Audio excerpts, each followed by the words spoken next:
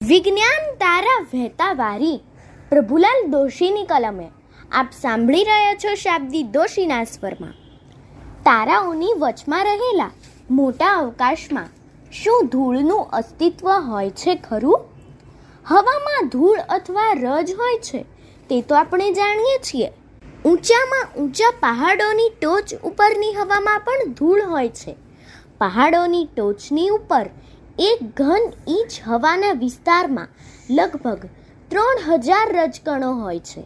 આ ધૂળ ઊંચામાં ઊંચા વાદળોની ઉપર તરતી હોય છે એ ખરું છે, પરંતુ સૂર્ય અને બીજા ગ્રહોની વચમાં રહેલા વધુ મોટા અવકાશમાં શું ધૂળનું અસ્તિત્વ હોય છે ખરું? હા, હોય છે, પરંતુ આ રજ અથવા ધૂળ એટલી સૂક્ષ્મ હોય છે કે તેનું વર્ણન કરવું પણ મુશ્કેલ છે. આપણે ધુમ્મસ દેખીએ છીએ તે ધુમ્મસના જેવી આ રજ હોય છે.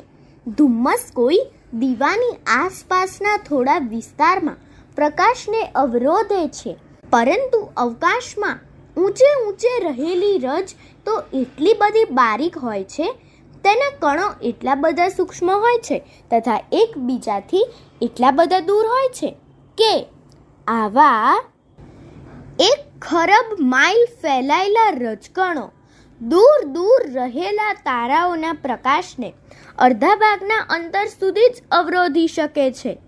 આવી ધૂળ કે રજ કેવી રીતે થઈ અથવા કેવી રીતે મળી તે કોઈ કહી શકતું નથી. કેટલાક વિજ્ઞાનીઓ એવું સૂચવે છે કે તારાઓમાંથી ફેંકાતો પ્રકાશ ધૂળના આવા રજકણો પેદા કરી શકે છે. અસ્તુ.